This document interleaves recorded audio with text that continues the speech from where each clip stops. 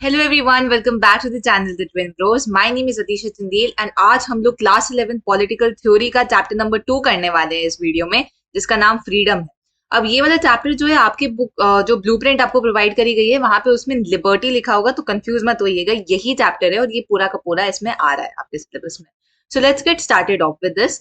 Again मैं समझा देती हूँ मैं पढ़ाती कैसी हूँ, अगर आपका पहले बार है यहाँ पे करने का। मैं आपको सिर्फ एक्सप्लेनेशन दूंगी यहाँ पे, और ये जो मैंने पॉइंट्स यहाँ पे हाईलाइट कर रखे हैं, ये पॉइंट्स आपको अपने बुक में भी हाईलाइट करने हैं, उनको जरूर पढ़ लीजिएगा क्योंकि ये इंपॉर्टेंट पॉइंट्स है आपके बुक के।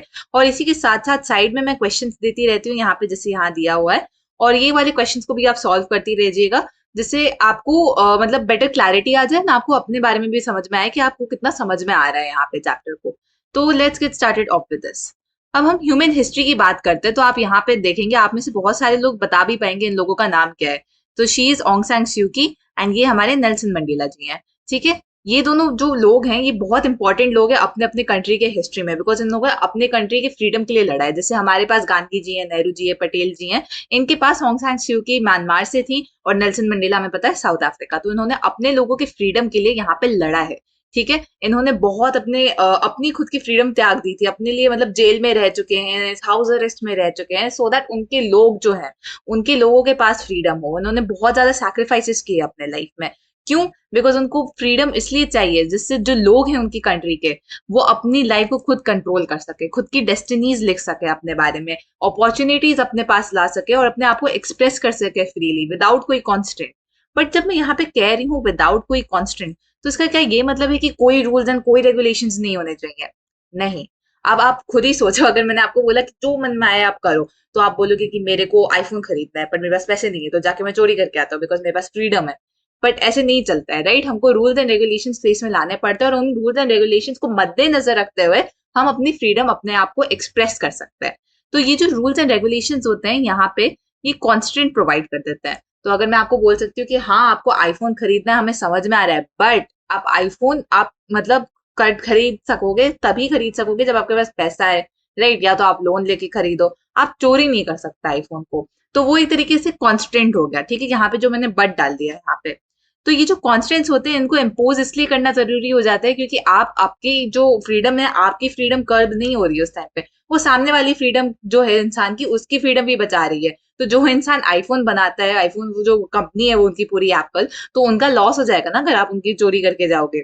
तो वो सब चीजों को मद्देनजर रखते हुए, ये तो मैंने बहुत बड़ी कंपनी का नाम दे दिया। अगर मैं छोटे लेवल पे देखूं, कोई अगर बहुत छोटा दुकानदार है तो उसकी भी तो फ्रीडम होती है, उसकी फ्रीडम भी कर्टेल हो जाएगी। तो हर इंसान की फ्रीडम को मेंटेन करने के लिए हमको रूल्स एंड रेगुलेशंस चाहिए होते हैं। जैसा ऐसा कोई भी इंसान ना हो जिसके पास ज्यादा फ्रीडम हो, या ऐसा कोई भी इंसान ना हो जिसके पास कम फ्रीडम हो। ठीक है, यहाँ पे बहुत सारे डिबेट्स हुए हैं about the possible limitations on freedom which may result from the social and economic structure of a society.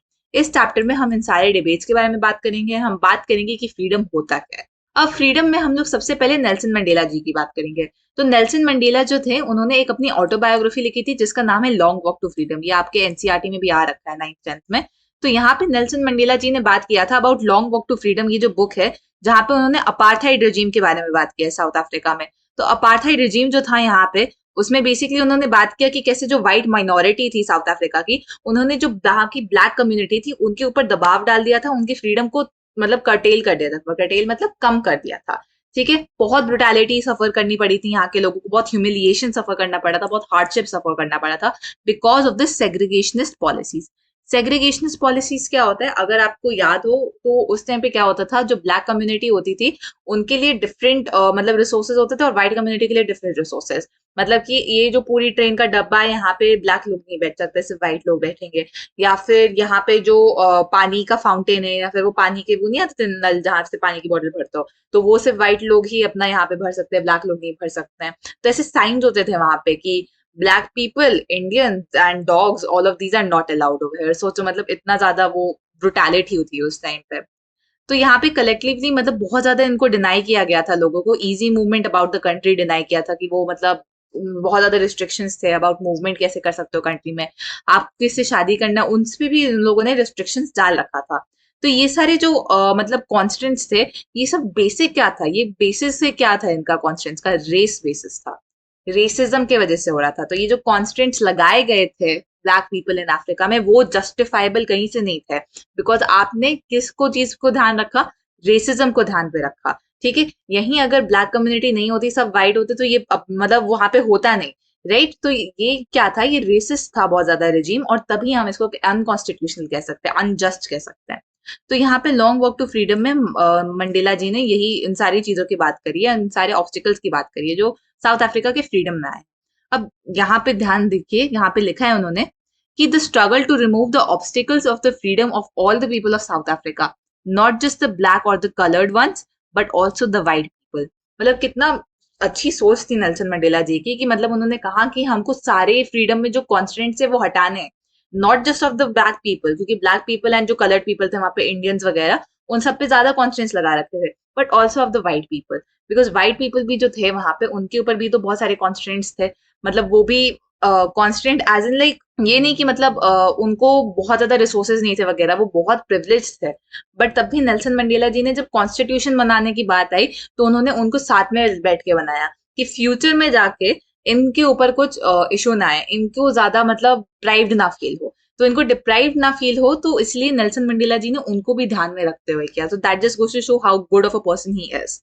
अब इन्होंने 28 ईयर्स ऑफ हिज लाइफ इन्होंने जेल में बिताए, सोच सकते हो 28 years of his youth life, and पूरा इनकी फ्रीडम इनसे छीन गई। Why? Because he believed in the cause, उनको बिलीव था अपने आप पे। इसी की तरह एक और थी यहाँ पे ऑन्ग सान स्यू की, जो गांधी जी के थॉट प्रोसेस से बहुत ज्यादा इंस्पायर्ड थी। तो म्यांमार में मिलिट्री का वो आ जाता है, अभी भी है, और अभी भी ऑन्ग सान स्यू की जिंदा है, and she is in military, वहां पे कन्फाइनमेंट में, उनको घर में हाउस अरेस्ट में रखा हुआ है। तो यहाँ पे भी उस टाइम पे भी वो हाउस अरेस्ट में रखी गई थी, और अपने मतलब इतना सेपरेटेड थी अपने बच्चों से, और उनके हस्बैंड जो थे वो जहाँ पे थे उनसे मिल नहीं पाई थी इंग्लैंड में। यस, उनके हस्बैंड इंग्लैंड में थे उस टाइम पे, और वो उनसे मिल नहीं पाई थी जब वो कैंसर से मर रहे थे, बिकॉज उनको डर था कि अगर वो एक बार म्यांमार छोड़ के चली जाएंगी, वो वापस नहीं आ पाएंगी अपनी कंट्री में, वापस अपने लोगों के लिए लड़ नहीं पाएंगी। सोचो। तो उन्होंने अपनी बुक लिखी फ्रीडम फ्रॉम फियर, ये सब याद रखिएगा, ठीक है। आपसे पूछ सकते हैं कि किसने कौन सी बुक लिखी। तो फ्रीडम फ्रॉम फियर जो यहाँ पे किताब है, यहाँ पे वो लिखती है कि जो सही फ्रीडम होता है, जो असली फ्रीडम होता है, वो फ्रीडम होता है जब आप बिना किसी डर के अपनी जिंदगी जीते हो। कोई आपको एक्सटर्नल डर नहीं होता है आपके ऊपर कि अगर मैं ये काम करूंगा तो ये इंसान मेरे को बहुत वो करेगा। जब तक अगर आपके ऊपर ये डर है, आप ट्रूली फ्री नहीं हो सकते हो, राइट। तो ये ऑन्ग सान स्यू की का ये बिलीफ था, फ्रीडम फ्रॉम फियर लिखा था उन्होंने। अब हम लोग ने इतना ज्यादा मैंने फ्रीडम फ्रीडम बोल दिया है, तो फ्रीडम की डेफिनेशन क्या है, एक्चुअल डेफिनेशन क्या है। तो अगर मैं आप लोगों से पूछूंगी तो बहुत सारे लोग होंगे जो यही डेफिनेशन बोलेंगे, फ्रीडम होता है जहां पे एक्सटर्नल कॉन्स्टेंट्स ना हो। मतलब freedom is said to exist when external constant on individuals are absent, कि मतलब जो आपको करना है आप वो कर रहे हो, कोई बाहर से इंसान आपको टोक वोक नहीं रहा है। बट क्या ये सही है? मैंने आपको पहले भी बोला कि इन जब आप बहुत सारे लोगों के देखते हो, जैसे एक इंडिया जैसी डाइवर्स कंट्री है, इतने सारे थॉट प्रोसेसेस होते हैं साथ में, तो क्या हम लोग ये कर सकते हैं कि कोई भी कॉन्स्टेंट ना लगाए इंसान पे, जो परस्यू करना है सबको वो परस्यू करें? ऐसा नहीं कर सकते हैं। तो एब्सेंस ऑफ कॉन्स्टेंट जो हो गया, वो तो बस एक डायमेंशन ही है एक तरीके से फ्रीडम का, और वो भी बहुत हद तक वो होता है, मतलब कहीं ना कहीं आपको कॉन्स्टेंट लगाना ही पड़ेगा। बट उसके साथ साथ फ्रीडम में एक और डेफिनेशन आती है, एंड वो डेफिनेशन है expanding the ability of the people to freely express themselves and develop their potential। मतलब कि अगर एक इंसान है तो वो अपनी एबिलिटी बढ़ा रहा है, ठीक है, अपने आप को एक्सप्रेस कर रहा है, अपने पोटेंशियल्स दिखा रहा है, वो भी फ्रीडम हो गया। ठीक है, तो अब मैंने जैसे अगर बोल दिया कि आप में से बहुत सारे लोग हो जिनको आर्टिस्ट हो आप लोग, ठीक है, आपको ड्राइंग करना बहुत ज्यादा पसंद है, तो ये एबिलिटी आपके पास कि आप अपने ड्राइंग्स को लोगों के पास शेयर कर रहे हो, आप अपने ड्राइंग्स को इंस्टाग्राम पे डाल रहे हो, ट्विटर पे डाल रहे हो, वहां से आपकी फॉलोइंग आ रही है, ठीक है, बहुत सारे लोग आपको देख रहे हैं, तो आप अपना पोटेंशियल भी एक्सपैंड कर रहे हो। आप पोटेंशियल एक्सपैंड कर रहे हो यूट्यूब पे और नए नए तरीके की ड्राइंग सीख सीख के।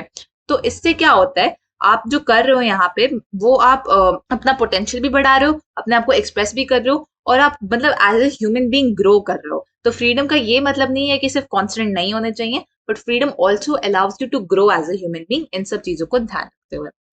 बोथ ऑफ दीज एस्पेक्ट्स जो हैं फ्रीडम के, the absence of external constant as well as the existence of conditions in which people can develop their talents are very important. यही जो मैंने बोला, ये दोनों जो एस्पेक्ट्स हैं आपके, कि कोई कॉन्स्टेंट नहीं होना चाहिए एंड आपका एक्सप्रेशन होना चाहिए यहाँ पे, ये दोनों ही बहुत इंपॉर्टेंट है फ्रीडम के लिए। नो इंडिविजुअल बट मैंने जैसे बोला कि आप एक्सपेक्ट नहीं कर सकते हो कि आपको कोई भी कॉन्स्टेंट नहीं होगा, कोई ना कोई कॉन्स्टेंट तो आपके ऊपर लगाया ही जाएगा, because law and order maintain करना है कंट्री को। तो बहुत नेसेसरी हो जाता है यहाँ पे डिफाइन करना कि कौन से जो लॉज हैं वो जस्टिफाइबल हैं और कौन से लॉज हैं जो नॉन जस्टिफाइबल हैं। जैसे साउथ अफ्रीका में वहां पे अपार्थाइड रेजिम चल रहा था, क्या वो जस्टिफाइबल था उस टाइम के लॉज? जब ब्रिटिश इंडिया पे रूल कर रहे थे तो उन्होंने बहुत सारे रेसिस्ट लॉज लाए थे, बहुत सारे मतलब लॉज लाए थे जो इंडियंस के अगेंस्ट थे। क्या वो भी तो एक तरीके के कॉन्स्टेंट थे, वो जस्टिफाइड थे? What makes them different from constant जो आज हमारे पास इंडिया एज अ डेमोक्रेसी में है? तो ये सब चीजों को डिस्कस करना बहुत ज्यादा इंपॉर्टेंट हो जाता है, राइट? तो अब इन सोशल कॉन्स्टेंट्स को समझने के लिए नेसेसरी हो जाता है हमारे को डिस्कस करना। On discussion on freedom need to look at the को relationship between individual and society. मतलब इंडिविजुअल और सोसाइटी के बीच में हम लोगों को को रिलेशनशिप को देखना पड़ेगा, जिससे हम लोग डिफाइन कर सकते हैं कि फ्रीडम क्या होता है, सोशल कॉन्स्टेंट्स किस हद तक जा सकते हैं और किस हद तक सही होते हैं सोशल कॉन्स्टेंट्स। तो ये सारे फीचर्स को हमको मद्देनजर रखते हुए चलना होता है। Further we need to see this principles which are used to differentiate necessary from unnecessary constant also apply to the relationship between individuals and groups and nation। मतलब हमको ये भी देखना है कि बहुत सारे जो ऑलरेडी हमारे पास प्रेजेंट नेशंस है वहां पे मतलब नेसेसरी अननेसेसरी कॉन्स्टेंट्स में क्या डिफरेंस आ जाता है, ये सब चीजों को भी ध्यान रखते हुए हमको चलना है। तो ये जो पॉइंट्स है ना यहाँ पे जो लिखे हुए हैं इस पॉइंट से, ये सारे पॉइंट्स आप जरूर एक बार पढ़ लीजिएगा, बिकॉज आपसे क्वेश्चन आ सकता है कि how do you define a social constant to be necessary और how do you define a social constant to be unnecessary. तो इसमें आप यही लिखेंगे कि फ्रीडम और सोसाइटी के बीच में जो रिलेशनशिप है हमको उसको एग्जामिन करना होता है thoroughly. We would need to see the features of the society allow the individual the freedom to choose decide और एक्ट। मतलब कौन कौन से फीचर्स है सोसाइटी के जो आपको अलाउ करते हैं, जैसे हमारे पास फंडामेंटल राइट है, हमारे पास पूरा राइट टू फ्रीडम, राइट, तो वो हमें अलाउ कर रहा है। तो इससे हमको समझ में आता है कि हाँ वो जस्टिफाइबल है। इसके साथ साथ हमको यही डिफ्रेंशिएट करना है नेसेसरी और अननेसेसरी कॉन्स्टेंट्स के ऊपर। तो इससे हम कह सकते हैं to be free means to reduce और minimise social constants that limit our ability to make choices freely. मतलब कि आप फ्री तब हो जब जो सोशल कॉन्स्टेंट्स आपके ऊपर है वो रिड्यूस हो या फिर मिनिमाइज हो, एब्सेंट नहीं है, ठीक है? एब्सेंट हो नहीं सकते हैं किसी भी डेमोक्रेटिक इंस्टीट्यूशन में, बट वो कम होने चाहिए। बहुत लिमिटेड आपके ऊपर सोशल कॉन्स्टेंट होने चाहिए, जस्टिफाइड सोशल कॉन्स्टेंट होने चाहिए आपके पास। To be free in a society must widen the area in which individual, group, community or nation will be able to charter their own destiny and be able to do what they wish to be।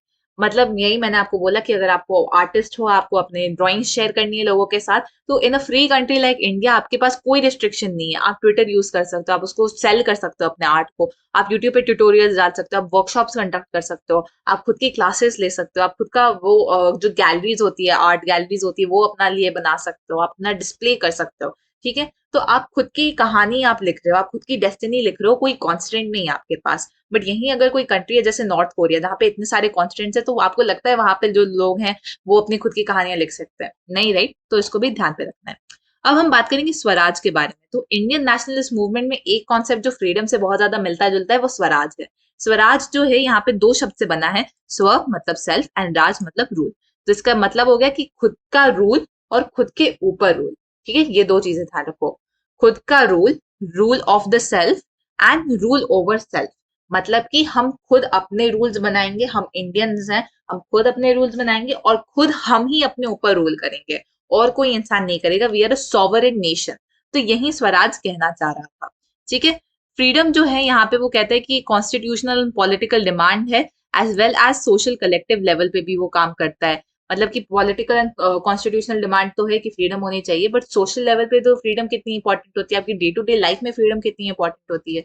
तो स्वराज का जो concept था वो बहुत integral है हमारे nationalist movement में। और आपने तिलक जी की एक लाइन भी पढ़ी होगी, बहुत फेमस है, Swaraj is my birth right and I shall have it, ठीक है? तो यहाँ पे महात्मा गांधी जी भी हैं, उन्होंने भी एक 1909 में जाके किताब लिखी थी हिंद स्वराज करके, जहाँ पे उन्होंने स्वराज के बारे में लिखा था। उन्होंने लिखा कि मतलब Swaraj, it is Swaraj when we learn to rule ourselves. तो ये जो स्वराज है इसका मतलब ये ही नहीं है कि आपको लिबरेशन मिल रहा है, ठीक है, बट आपको अपनी सेल्फ रिस्पॉन्सिबिलिटी की भी बात होती है यहाँ पे, सेल्फ रिस्पेक्ट की भी बात होती है यहाँ पे, सेल्फ रियलाइजेशन की भी बात होती है।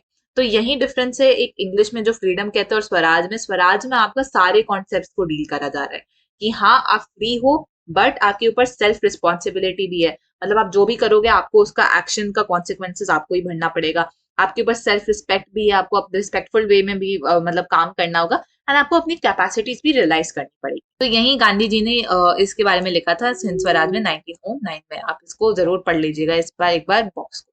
अब हम बात करते हैं सोर्सेज ऑफ कॉन्स्टेंट्स। तो मैंने आपको बोला कि एक आपका कांस्टेंट हो गया in a democratic like country like India, आपका वन ऑफ द कांस्टेंट्स होता है जो कॉन्स्टिट्यूशन में ऑलरेडी लिखा हुआ है, या फिर जो लॉज चेंज होते रहते हैं आपके डे टू डे बेसिस पे, है ना, वो आपके मेन सोर्स ऑफ कॉन्स्टेंट्स हो गए। But in a country like north Korea या फिर अभी भी म्यांमार में जो हाल है ना, तो यहाँ पे क्या होता है कि इधर कोई एक्सटर्नल फोर्स आ जाता है और आपके ऊपर कांस्टेंट डाल देता है। अभी रशिया यूक्रेन चल रहा है, वहां पे यूक्रेन के जो लोग हैं उनके ऊपर एक्सटर्नल फोर्स आ रहा है, राइट, तो वो एक तरीके से उनके ऊपर कांस्टेंट आ रहा है। और बहुत बार क्या होता था कि मतलब गवर्नमेंट जो आ जाती थी जो डेमोक्रेटिक अपने आप को कहती थी, बट फिर उसके बाद वो मतलब लोगों के ऊपर रूल करना शुरू कर देती थी थ्रू फोर्स, राइट। तो ये भी एक तरीका है यहाँ पे जो हम लोग कह सकते हैं कि ये भी एक तरीके का कांस्टेंट हो जाता है। जैसे कि कोई गवर्नमेंट आई और उसने कहा कि हम आपके ऊपर रूल कर रहे हैं, बट वो लॉज ऐसे ला रही है कि अगर आप उसके अगेंस्ट अगेंस्ट जाओगे तो वो बहुत मैसिव फोर्स आपके ऊपर लाएंगे, अनजस्टिफाइबल फोर्स लाएंगे। तो ये सब होती है कॉलोनियल रूलर्स। मतलब ब्रिटिश जो थे वो डिक्टेटर्स नहीं थे, वो अपने आप को कहते थे कि हम एक सेमी डेमोक्रेटिक गवर्नमेंट है। ये ब्रिटिश अपने आप को कहते तो जरूर थे, बट वो क्या आपको लगता है कि वो सच में हम लोग बहुत ज्यादा फ्रीडम वगैरह थी? नहीं थी हमारे पास, ठीक है, बिकॉज वो अनजस्टिफाइबल कॉन्स्टेंट्स हमारे ऊपर ला रहे थे। तो यहाँ पे इसलिए जरूरी हो जाता है एक डेमोक्रेटिक गवर्नमेंट में कि हम लोग लोगों की फ्रीडम को प्रोटेक्ट करें, हम लोगों का फ्रीडम को भी ध्यान में रखते हुए चले।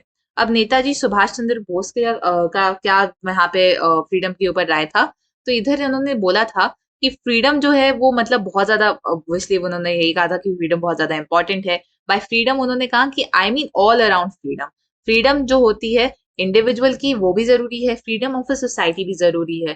Freedom for rich, freedom for poor, freedom for main, freedom for women, freedom for all individuals and all classes. मतलब कि आप कोई भी कम्युनिटी से बिलोंग करते हो, कोई भी फाइनेंशियल बैकग्राउंड है आपका, सबके पास फ्रीडम होनी चाहिए। एंड ये फ्रीडम बहुत ज्यादा जरूरी है, ठीक है। There is an ideal which may appear utopian to hard headed men and women, but this ideal alone can appease the hunger in the soul. मतलब कि ये जो हमारा जो अंदर की भूख है हमारी, ठीक है, जो फ्रीडम के लिए भूख है, यही जो फ्रीडम है इसी को हम लोगों का ये भूख को मतलब कम कर सकता है, राइट, यही हमको अपीज कर सकता है एक तरीके से। अब हम बात करेंगे why do we need constants. मैंने आपको पहले ही बता दिया कि इन एनी सोसाइटी आपके पास रूल्स एंड रेगुलेशन होने चाहिए। अगर कॉन्स्टेंट्स नहीं होंगे तो कितना क्योटिक सा हो जाएगी सोसाइटी, राइट। कोई भी कहीं भी जा रहा है, किसी को मार रहा है। आप लोगों ने पर्ज एक करके मूवी है जहाँ पे पूरा साल में आपको एक मतलब रात मिलती है जहाँ पे आपको जो करना है आप वो कर सकते हो, कुछ इलीगल नहीं होता है। तो आप उस मूवी को देखोगे आपको रियलाइज होगा कि कितना मतलब लोग मर्डर कर रहे हैं, एक दूसरे को मार रहे हैं। बहुत मतलब बहुत नेगेटिव और केओटिक सिचुएशन हो जाती है जब वहां पे कोई कॉन्स्टेंट ही नहीं होता है। तो वही हमको यहाँ पे भी ध्यान में रखना है कि हमको कॉन्स्टेंट्स लाने जरूरी हो जाते हैं। बिकॉज छोटी छोटी चीजों पे आप देखोगे लोग लड़ना शुरू कर जाते हैं कि नहीं भाई तुमने ड्राइव नहीं कर रहे हो ढंग से, पार्किंग स्पेसेस के ऊपर लड़ाई शुरू हो जाती है, हाउसिंग के ऊपर लड़ाई शुरू हो जाती है। कोई फिल्म होती है उनको लगता है यार ये फिल्म अच्छी नहीं चल रही है, उसके ऊपर मतलब वो शुरू हो जाता है लड़ाई वड़ाई करना। तो बहुत सारे मतलब वॉयलेंस के लिए बहुत ज्यादा जगह पे मतलब लोग उतर आते हैं। तो वही हमको ध्यान रखना है यहाँ पे कि हम लोग उसको मद्देनजर रखते हुए चल रहे हैं। Ideally, in a free society, everyone should be able to hold our views, develop our own rules of living, and pursue our choice. Right? मतलब कि जो हमको करना है हमको वो करना चाहिए एक आइडियल सोसाइटी में, बट उसमें भी आपको कहीं ना कहीं पे सोशल कॉन्सेंस लाने होंगे ही जरूरी है, ठीक है। बिकॉज आप खुद सोचिए कि अगर आपने कहा कि नहीं नहीं कोई सोशल कॉन्सेंट नहीं होने चाहिए और कोई इंसान आपके घर आके चोरी करके चला जाता है, तो आपकी फ्रीडम तो गई ना। आपको लगेगा कि यार मेरा यहाँ पे सामान देता, मैं मेहनत करके लाया और वो वहां से चोरी करके ले गया। तो इन सब चीजों को मद्देनजर रखते हुए कहीं ना कहीं पे थोड़ा ना थोड़ा सोशल कॉन्स्टेंट होना जरूरी हो जाता है। इसके बाद हम लोग यहाँ पे बात करते हैं लिबरलिज्म के बारे में। इधर कुछ और इंपॉर्टेंट लिखा नहीं है। लिबरलिज्म के बारे में तो आपने सुना होगा कि बहुत बार जब वर्ड यूज करते हैं लिबरल, ठीक है, यार ये मतलब ये पेरेंट्स बहुत लिबरल है, या फिर ये जो स्कूल है या कॉलेज है ये बहुत ज्यादा लिबरल है, तो इसका मतलब है ये बहुत ज्यादा टॉलरेंट है। टॉलरेंट मतलब ये थोड़ा मतलब समझते हैं, ठीक है, बहुत स्ट्रिक्ट नहीं है एक तरीके से। तो लिबरलिज्म जो है उसका टॉलरेंस जो है वो की पॉइंट है, टॉलरेंस उसका की वैल्यू है। लिबरल्स जो होते हैं वो डिफेंड करते हैं राइट ऑफ अ पर्सन की आप खुद के ओपिनियंस हो सकते हैं, आपकी चॉइस हो सकती है, ठीक है। आप मतलब even when they disagree with the other person they understand कि हाँ सबके पास अपने ओपिनियंस होते हैं, everyone is entitled to their own opinion. तो पर लिबरलिज्म सिर्फ टॉलरिज्म के बारे में नहीं है, और बहुत सारे डिफरेंट आइडियोलॉजीज भी हैं जो टॉलरिज्म के बारे में है। तो लिबरल्स के लिए यहाँ पे क्या होता है, entities like family society community, family society community जो सोशल एंटिटीज हैं, ये जो है उनकी खुद में वैल्यू नहीं है अनलेस जब इंसान उसको वैल्यू करे। मतलब कि ये फैमिली तो है, बट जब तक आप एज एन इंडिविजुअल उसको वैल्यू नहीं करते हो तब तक वो उस पे मतलब वैल्यू नहीं आती है उस फैमिली में। लिबरल्स जो होते हैं वो प्रायोरिटी देते हैं इंडिविजुअल लिबर्टी को ओवर इक्वालिटी। यहाँ पे ध्यान दीजिए, दे प्रेफर कि इंडिविजुअल लिबर्टी जो आपको करना है वो कीजिए, वो ज्यादा इंपॉर्टेंट है as compare to something like equality. तो ट्रेडिशनली यहाँ पे जो मतलब हिस्टोरिकली अगर हम देखा जाए, लिबरलिज्म फ्री मार्केट में बिलीव करता था कि फ्री मार्केट होना चाहिए। फ्री मार्केट समझते हो जहाँ पे मतलब कोई मतलब rules and regulations again market में भी होते हैं, राइट? मतलब टैक्सेशन लगता है, आपका टैरिफ वगैरह सिस्टम होता है, वो सब हटा दो और फ्री मार्केट होना चाहिए। स्टेट का रोल नहीं होना चाहिए, ये पहले पहले बिलीव करते थे। बट अब जाके लिबरलिज्म मोर शिफ्ट हो चुका है टुवर्ड्स इकोनॉमिक वेलफेयर वगैरह, कि हाँ वेलफेयर भी प्रोवाइड करना जरूरी होता है। सोशल इकोनॉमिक इनइक्वालिटी बहुत ज्यादा है, उनको मद्देनजर रखते हुए आगे चलते हैं। Hello everyone, my name is Guru Tehenguria, co-founder of the Twin Bros YouTube channel, and he is my twin brother Dev. Just because of a constant love and support, जो हमारा ड्रीम था कि हम आपको बेस्ट क्वालिटी का education provide कर पाएं, अब वो धीरे धीरे पूरा हो रहा है। आप हमें हमारी इस जर्नी में सपोर्ट करने के लिए ज्वाइन बटन पर क्लिक करके चैनल का मेंबर बन सकते हैं, सुपर थैंक्स का यूज़ कर सकते हैं या फिर यूपीआई के थ्रू भी कंट्रीब्यूट कर सकते हैं। और हाँ, हमें बाकी प्लेटफॉर्म में भी जरूर ज्वाइन करिए और हमेशा याद रखिए कि आप सब बनेंगे टॉपर। अब हम बात करेंगे हार्म प्रिंसिपल के बारे में। हार्म प्रिंसिपल जो है वो लिखा है जेएस मिल ने, जिनका नाम है जॉन स्टुअर्ट मिल, जिनको जेएस मिल भी कहते हैं। उन्होंने अपना एक ऐसे लिखा था ऑन लिबर्टी करके, तो उसमें उन्होंने हार्म प्रिंसिपल के बारे में लिखा था। तो यहाँ पे उन्होंने दिया दो एक्शंस के बारे में, सेल्फ रिगार्डिंग एक्शंस और other regarding action. Self regarding actions वो एक्शंस होते हैं जो इनके कॉन्सिक्वेंसेस आपके ऊपर होते हैं, ठीक है? मतलब जो भी आप कर रहे हो उसका कॉन्सिक्वेंस आप ही भुगतोगे। अदर रिगार्डिंग होते हैं जो अदर्स के उसमें होता है। तो उन्होंने यहाँ पे जेएस मिल ने कहा कि जो सेल्फ रिगार्डिंग एक्शंस है आप उसमें पढ़ो ही मत, ठीक है? मतलब वो जो सेल्फ रिगार्डिंग एक्शन है वो जो इंसान कर रहा है उसको करने दो, उसमें हमको पढ़ना ही नहीं। बट अगर कोई इंसान अदर रिगार्डिंग एक्शन है, मतलब कि कोई इंसान कुछ कर रहा है और उसका दूसरे लोगों पे असर पड़ रहा है, तब यहाँ पे आपको थोड़ा सा मतलब कंसिडर करना पड़ेगा कि हाँ क्या हो रहा है, और यहाँ पे देखना पड़ेगा कि कोई कॉन्स्टेंट डालना जरूरी है या नहीं, ठीक है? उसके बाद उन्होंने कहा कि हार्म भी डिफरेंट टाइप्स के होते हैं। एक होता है सीरियस हार्म, मतलब बहुत ही ज्यादा हार्म कॉज हो चुका है किसी को, और एक होता है माइनर सा हार्म हो रहा है। तो ठीक है, तो अगर उन्होंने कहा एक ऐसे एग्जाम्पल दिया आपके बुक में कि कोई आपके नेबर है, उसके यहाँ पे वैसा शादी हो रही है या पार्टी हो रही है और वो बहुत ज्यादा लाउड म्यूजिक बना के अपना एकदम डांस मार रहा है, ठीक है? तो आप मतलब इसमें उन्होंने कहा है कि यहाँ पे आपको लीगल उसको लाना जरूरी नहीं होता है। तो ये कह रहे हैं जेएसएमएल कि ऐसे सिचुएशन में ये बहुत माइनर सा हार्म है, ठीक है? बहुत माइनर सा हार्म है, इसमें सोशल आप जाके बात करो, थोड़ा थोड़ा बातचीत में उसको सॉल्व कर लो, इसमें लीगल बॉडीज को लाना जरूरी नहीं होता है, बहुत छोटा सा हार्म है। यहीं अगर कोई बहुत सीरियस सा हार्म हो रहा होता, ठीक है, कि आपका पूरा मतलब कोई मर्डर वर्डर हो रहा है, चोरी वोरी हो रही है, तब जाके आप लीगल को लाइए। तो this is what JS mill said. इसके आगे यहाँ पे हमको देखना है कि कॉन्स्टिट्यूशन जो होता है आप में उसमें थोड़े से जो रिस्ट्रिक्शंस होते हैं, सोशल कॉन्स्टेंट्स जो रीजनेबल होते हैं, जो सही होते हैं, जो जस्ट होते हैं, उनको हम कॉन्स्टिट्यूशन में हम उन्हें कहते हैं रीजनेबल रिस्ट्रिक्शंस। तो ये जो रिस्ट्रिक्शंस होते हैं ये रीजनेबल होते हैं। क्या मतलब हो गया रीजनेबल का? मतलब कि capable of being defended by reason, आप इनको रीजन से डिफेंड कर सकते हैं। Not excessive, not out of proportion to the action being restricted, since then it will not impinge on the general condition of freedom in society. मतलब कि basically यही कह रहे हैं कि जब तक आप रीजन से आप उनको मतलब डिफेंड कर सकते हो, वो रीजनेबल रिस्ट्रिक्शंस माने जाएंगे। अब हम बात करेंगे नेगेटिव एंड पॉजिटिव लिबर्टी के बारे में। तो पॉलिटिकल थ्योरी में जो फ्रीडम होता है या आपकी जो लिबर्टी होती है वो दो टाइप्स की होती है, ठीक है? एक होती है नेगेटिव लिबर्टी और एक होती है पॉजिटिव लिबर्टी। अब जो नेगेटिव लिबर्टी होती है आपकी, नेगेटिव लिबर्टी जो है आपकी, वो बेसिकली कहती है कि मतलब आपको जो कोई सोशल कॉन्स्टेंट नहीं होना चाहिए आपके ऊपर कॉन्स्टेंट नहीं होना चाहिए, और कोई एक्सटर्नल अथॉरिटी नहीं होनी चाहिए जो आपके पास आके इंटरफेयर करे आपके ऊपर, ठीक है? यहाँ पे by definition negative liberty seeks to define and defend an area in which the individual would be inviolable, in which he or she could do become or मतलब do be or become whatever he or she wants to do be or become, मतलब जो करना है, जो उसको बनना है वो कर सकता है without the interference of an external authority। तो ये नेगेटिव जो लिबर्टी है ये इन सब चीजों के बारे में बात करती है।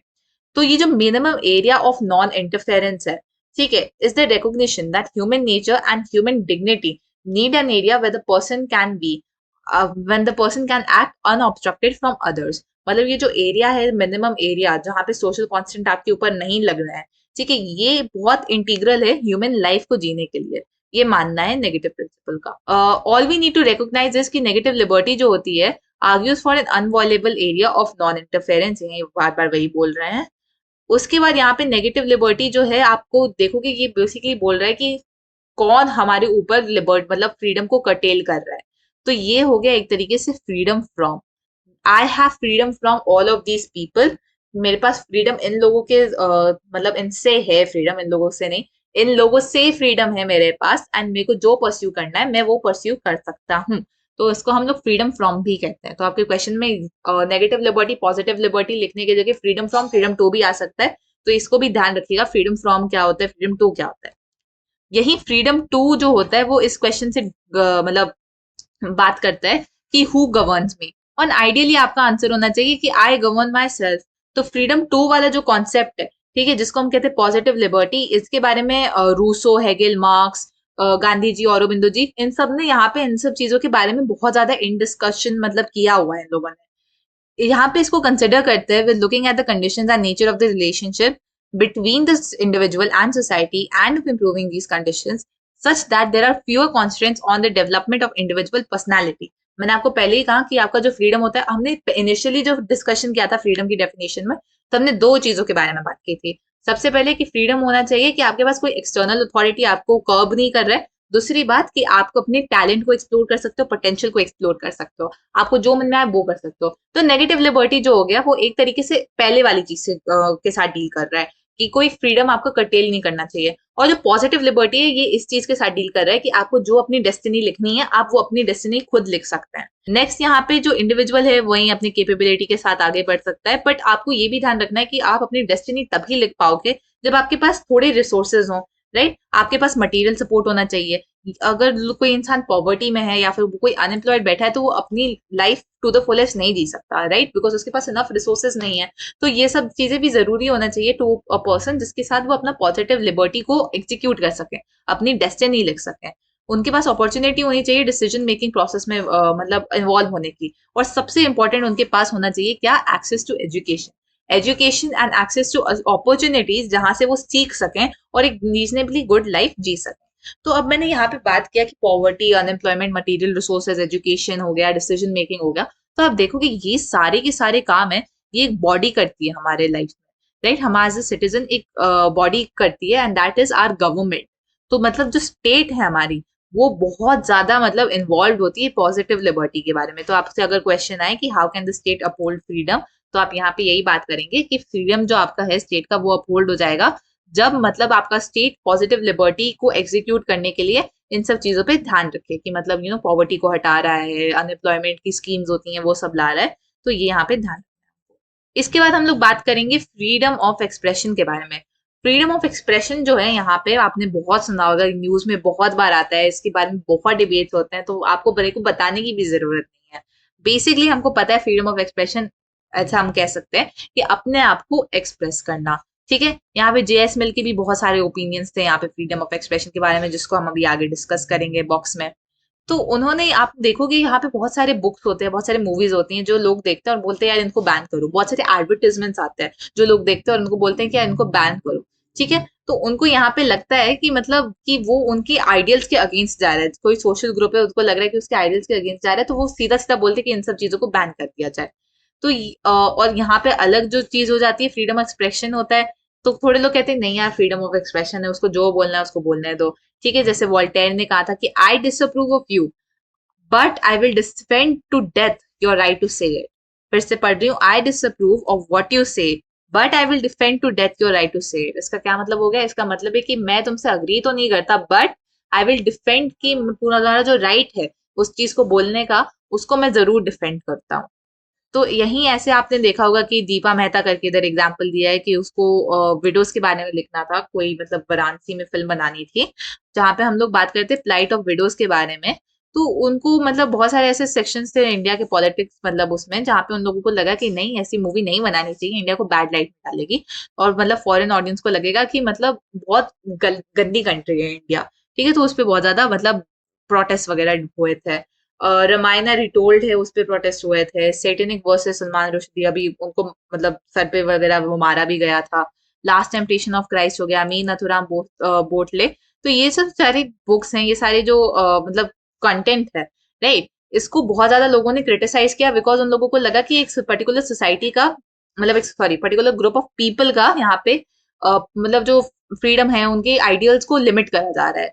बट अब देखो कि बैनिंग जो होता है ये बहुत शॉर्ट टर्म सोल्यूशन है, ठीक है, किसी चीज को बैन कर देना। लॉन्ग टर्म सोल्यूशन कभी बैनिंग से आता नहीं है। बस इससे क्या होता है, एक हैबिट लग जाती है इंसान को कि हाँ बैन करते हैं, अच्छा अच्छा ये हुआ, चलो चलो इसको बैन कर देते हैं, इसको बॉयकॉट कर देते हैं, ठीक है। इसी के साथ यहाँ पे एक एग्जाम्पल भी दिया गया है कि रॉयल हाउस होल्ड जो है यूके में, तो वहां पे क्या होता है, अगर कोई भी इंसान उनके साथ काम कर रहा है तो उसको एक लीगल कॉन्ट्रैक्ट साइन करना होता है कि आप यहाँ के रॉयल हाउस होल्ड में जो जो बातें होंगी, जो भी जो आप सुनते हो, आप बाहर जाके किसी को बता नहीं सकते हो, आप बाहर जाके उसके बारे में लिख नहीं सकते हो। इसके बाद हम लोग यहाँ पे बात करते हैं फ्रीडम ऑफ एक्सप्रेशन। जेएस मिल का क्या राय था। तो जेएस मिल ने बहुत पैशनेटली डिफेंड करा यहाँ पे फ्रीडम ऑफ एक्सप्रेशन को। वहीं जो ऐसे की बात हो रही थी ऑन लिबर्टी, उसी में उन्होंने 4 ऐसे मेन रीजंस दिए, 4 रीजंस की उनको लगता है कि फ्रीडम जो एक्सप्रेशन है आपका, उसको हम लोगों को कटेल नहीं करना चाहिए और उसको हमको रहने देना चाहिए। फ्रीडम ऑफ एक्सप्रेशन बहुत इंपॉर्टेंट है। सबसे पहला रीजन तो उन्होंने कहा कि भाई no idea is completely false. मतलब अगर कोई इंसान कुछ कह रहा है तो ऐसा नहीं है कि वो पूरा का पूरा गलत ही होगा, कहीं ना कहीं उसमें कुछ ना कुछ सच जरूर लाई करेगा, तो सच को हमको देखना जरूरी होता है। दूसरा थोड़ा इंटर रिलेटेड सा उन्होंने कहा, truth does not emerge by itself. तो truth does not emerge by itself मतलब कि अगर कोई हम देखते जैसे सती प्रथा है, ठीक है, तो यहाँ पे मतलब उसको हमने जब तक पॉइंट आउट नहीं किया कि हाँ ये गलत है, तब तक वो हटा नहीं, राइट। और जब तक हमने अनटचेबिलिटी पॉइंट आउट नहीं किया तब तक वो हटा नहीं। तो ऐसे ही हमको यहाँ पे ध्यान देते हुए चलना होगा। थर्डली हो गया यहाँ पे कि the conflict of ideas is valuable not just in the past but it is of continuing value for all times. Truth always runs the risk of being reduced to cliche. It is only when exposed to opposing views that we can truly understand it's trustworthy. इसका मतलब हो गया कि जब तक हम कोई चीज है जो हम जिसको सच मान के चलते हैं कि हाँ ये सच है, जब तक हम उसको अपोजिंग व्यूज से क्वेश्चन में नहीं डालेंगे तब तक हम उसको हमेशा से ब्लाइंडली ट्रस्ट करते रहेंगे। तो अपने व्यूज को भी हमको कभी ना कभी अपोजिंग व्यूज से मतलब हमको उसके सामने रखना जरूरी हो जाता है, जिससे हम अपने आप को बेटर अंडरस्टैंड कर सके, हम अंडरस्टैंड कर सके कि जो हमारा व्यू है वो ट्रस्टवर्दी है या नहीं। एंड फाइनली उन्होंने कहा कि what we consider true we can not be sure कि जो हमको लगता है सच है वही सच हो, ठीक है। बहुत सारे मतलब सब्जेक्टिव सी बात है सच की, और वो सब उन्होंने यहाँ पे लिखा था। तो ये 4 रीजंस जो दिए थे फ्रीडम ऑफ एक्सप्रेशन के बारे में जेएस मिल ने, इनको जरूर पढ़ लीजिएगा। फिर से रिपीट करती हूँ, सबसे पहले कि कोई आइडिया फॉल्स नहीं है कंप्लीटली। दूसरा कि ट्रुथ खुद से नहीं आता है, हमको निकालना पड़ता है और वो तभी होता है जब हम उसको अपोजिंग व्यूज में दिखाएं। तीसरा उन्होंने लिखा कि हमको जब तक किसी चीज को अपोजिंग व्यूज के सामने नहीं रखेंगे हमारे आइडिया को, हम उसको ब्लाइंडली ट्रस्ट करते रहेंगे, हमको लगेगा कि वो ट्रस्टवर्दी ही है। एंड चौथा उन्होंने बोला कि वी कैन नॉट से कि मतलब जो हमको लगता है सच है वो जरूरी नहीं है कि वही सच हो। तो हम लोग यहाँ पे हम लोग ने जब चैप्टर शुरू किया था, हम लोगों ने बोला था कि फ्रीडम जो होता है वो होता है एक्सटर्नल कॉन्स्ट्रेंट्स नाउ। बट अब हमें ये भी पता लग गया कि फ्रीडम में एक और डायमेंशन होता है कि हमारे पास कैपेसिटी हो कि हम अपने खुद के चॉइसेस बना सके, ठीक है, हम खुद की लाइफ जी सके और खुद रिस्पॉन्सिबिलिटी भी ले सकें। जो हम एक्शंस करते हैं उसका कॉन्सिक्वेंसेस जो होता है, उसका जो कॉन्सिक्वेंसेस भुगतना हो हम ही भुगते हैं, ठीक है। Our capacity to make the right choices, to assess in a reasoned manner available options and shoulder the responsibility of our actions have to be built through education and cultivation of judgment just as much as it needs to be nurtured by limiting the authority of the state. मतलब कि जो state है उसकी authority भी limit होनी चाहिए और education and judgement की कल्टीवेशन को भी हमको मतलब और ब्रॉडन करना पड़ेगा, जिससे कि लोग जो है वो अपना फ्रीडम को प्रॉपरली एग्जीक्यूट कर सके, ठीक है। बहुत बेसिक सा चैप्टर है, इसमें कोई ऐसा बहुत डिफिकल्ट सा कुछ नहीं है जो हमने किया। ये मेन जो डेफिनेशन है आपके हार्म प्रिंसिपल के बारे में, ये जेएस मिल के ओपिनियन के बारे में, इन सब चीजों पे आपको ध्यान रखनी है, वरना तो बहुत इजी सा चैप्टर है, आपसे फटाफट से हो जाएगा। आई एम प्रीटी श्योर अगर आपने अभी तक पढ़ लिया होगा तो आपको 95% चैप्टर हो गया होगा अच्छे से क्लियर, ठीक है। एक बार जरूर इसको पढ़ लीजिएगा। अगर कोई डाउट हो तो कमेंट सेक्शन में लिख दीजिएगा, मैं वहां पे आके सॉल्व कर दूंगी। And thank you so much for watching. I hope सारे डाउट्स आपके क्लियर हो गए होंगे। And please subscribe to the channel and like the video so that we know कि आपको पसंद आ रहा है और आपको समझ में आ रहा है, and we can continue making more videos for you. Thank you so much, bye bye.